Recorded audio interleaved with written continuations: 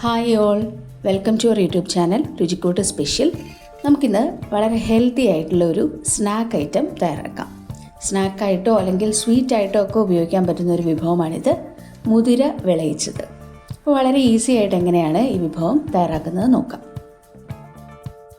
ഞാനിവിടെ 125 ഗ്രാം മുതിര കുതിർത്ത് കഴുകി വാരി വെച്ചിരിക്കുന്നതാണ്. വെള്ളമൊക്കെ ഊറ്റിക്കളഞ്ഞിട്ട് വെള്ളം ഒട്ടും ഇല്ലാതെ എടുത്ത് വെച്ചിരിക്കുന്നതാണ്. ഇത് ഓവർനൈറ്റ് സോക്ക് ചെയ്തതാണ്, കാരണം ഇതിന് നല്ല വേവുണ്ട്. അപ്പോൾ അത്രയും സോക്ക് ചെയ്താൽ മാത്രമേ ഇത് വേവിച്ചെടുക്കാൻ പറ്റുള്ളൂ. ഇനി നമുക്കൊരു കുക്കറിൽ മുതിര വേവിച്ചെടുക്കാം. മുതിര വേകാനായിട്ട് 1 കപ്പ് വെള്ളമാണ് ചേർക്കുന്നത്. അതിനുശേഷം കുക്കർ അടച്ച് വെയിറ്റ് ഇട്ട് ഗ്യാസിൻ്റെ ചെറിയ ബർണറിൽ ഹൈ ഫ്ലെയിമിൽ തന്നെ 6-7 വിസിൽ വേവിക്കാം. അപ്പോൾ നന്നായിട്ടിത് വെന്ത് കിട്ടണം. ഇനി നമുക്ക് കുറച്ച് ശർക്കര ഒന്ന് ഉരുക്കിയെടുക്കാം. അതിനായിട്ട് ഞാനിവിടെ 1.25 കപ്പ് ശർക്കരയാണ് എടുത്തിരിക്കുന്നത്. അതിലേക്ക് 1/2 കപ്പ് വെള്ളം കൂടെ ചേർത്ത് ഒന്ന് ഉരുക്കി അരിച്ചെടുക്കണം. ഇനി നമുക്ക് മുതിര വെന്തോ നോക്കാം. ഞാൻ 7 വിസിലാണ് വേവിച്ചത്. അപ്പോൾ ഇതാ മുതിര നന്നായിട്ട് വെന്തിട്ടുണ്ട്. കുറച്ച് വെള്ളം ബാക്കിയുണ്ട്, അത് നമുക്കിതിലേക്ക് ആവശ്യമില്ല. അപ്പോൾ മുതിര ഇതിൽ നിന്ന് നമുക്ക് ഊറ്റിയെടുക്കാം. ഇനി ഒരു പാത്രം ചൂടാക്കി അതിലേക്ക് 2 ടീസ്പൂൺ നെയ്യ് ചേർത്തു. ഇനി 2 ടേബിൾ സ്പൂൺ ബദാമാണ് ചേർക്കുന്നത്. ബദാം നീളത്തിൽ അരിഞ്ഞെടുത്തതാണ്. അപ്പോൾ അത് ചേർത്ത് നന്നായിട്ടൊന്ന് ഇളക്കുക. ഒന്ന് ചൂടായി വരുമ്പോൾ നമുക്കിതിലേക്ക് കാഷ്യൂസ് ചേർക്കാം. കാഷ്യൂ നട്ട്സും ഞാൻ 2 ടേബിൾ സ്പൂണാണ് എടുത്തിരിക്കുന്നത്.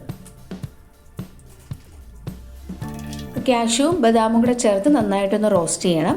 അതിനുശേഷം ഒരു ബ്രൗൺ കളർ ആകുമ്പോൾ ഇതിലേക്ക് നമ്മൾ 2 ടേബിൾ സ്പൂൺ കിസ്മിസും കൂടെ ചേർക്കും. അതും കൂടെ ചേർത്ത് നന്നായിട്ടൊന്ന് റോസ്റ്റ് ചെയ്തെടുക്കാം. മുതിര വേവിച്ച വെള്ളം കുറച്ച് ബാക്കി വന്നു.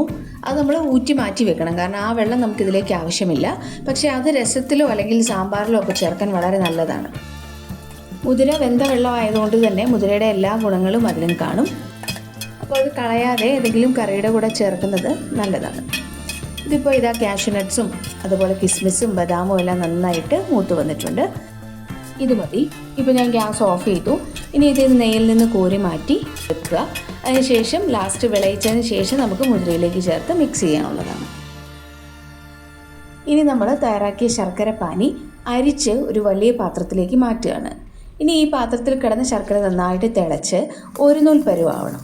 അപ്പോൾ ഇപ്പോൾ അത് നന്നായിട്ട് പതഞ്ഞ് വരുന്നുണ്ട്, അതിൽ വെള്ളമുണ്ട്. കുറച്ച് സമയം ഒന്ന് മീഡിയം ഫ്ലെയിമിൽ ഇളക്കി കൊടുക്കുക. ഒരു നൂൽ പരുവായോ എന്നറിയാൻ വിരലുകൾക്കിടയിൽ വെച്ച് ഒന്ന് പ്രസ് ചെയ്ത് നോക്കിയാൽ മതി. ഇപ്പോൾ ഒരു നൂല് പോലെ വരുന്നുണ്ടെങ്കിൽ കറക്റ്റ് പാകമായെന്നാണ് അർത്ഥം. ഇപ്പോൾ ഇതായിട്ടുണ്ട്. ഇനി നമ്മളിതിലേക്ക് ചേർക്കാൻ പോകുന്നത് തേങ്ങയാണ്.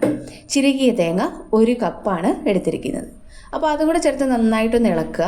തേങ്ങ ചേർത്ത് കഴിയുമ്പോൾ ശർക്കര പാനി കുറച്ചൊന്ന് ലൂസായി വരും. അപ്പോൾ അതിലുള്ള വെള്ളം കൂടെ വറ്റി, അതായത് ഈ തേങ്ങയിലെ വെള്ളം ശർക്കരയ്ക്കകത്തേക്ക് ഇറങ്ങും. അപ്പോൾ ആ വെള്ളം കൂടെ വറ്റി നന്നായിട്ടൊന്ന് കുഴഞ്ഞിരിക്കുന്ന ആ ഒരു പരുവം വരെ നമ്മളിത് ഇളക്കിക്കൊണ്ടിരിക്കണം.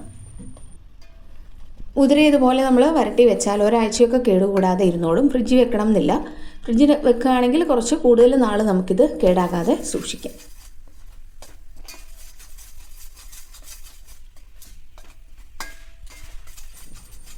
ഇപ്പോൾ തേങ്ങയിലെ വെള്ളമെല്ലാം വറ്റിയിട്ടുണ്ട്. ഏകദേശം ഒരു കുഴഞ്ഞ പരുവത്തിലേക്ക് വന്നു. ഒരുപാടങ്ങ് ഡ്രൈ ആയി പോകരുത്, അപ്പോൾ ഇത് തീരെ കട്ടിയായി പോകും. അപ്പോൾ ഈ ഒരു സ്റ്റേജിൽ നമുക്കിനി ഇതിലേക്ക് വേവിച്ച് ഊറ്റി വെച്ചിരിക്കുന്ന മുതിര ചേർക്കാം. മുതിര ചേർത്ത് നന്നായിട്ടൊന്ന് ഇളക്കുക. അപ്പോൾ ഇത് കുറച്ചുകൂടെ ഒന്ന് ലൂസായ പോലെ തോന്നും. അപ്പോൾ മുതിര ആയതുകൊണ്ട് നമുക്കിത് കുഴഞ്ഞു പോവുക അല്ലെങ്കിൽ അധികം വെന്ത് പോകുമെന്നൊന്നും പേടിക്കണ്ട.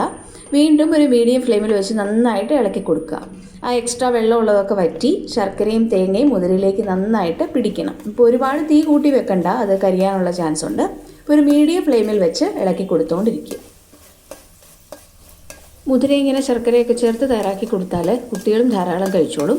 ഒരുപാട് ഔഷധ ഗുണങ്ങളുള്ള വളരെ ആരോഗ്യപ്രദമായിട്ടുള്ള ഒരു ഫുഡാണ് മുതിര.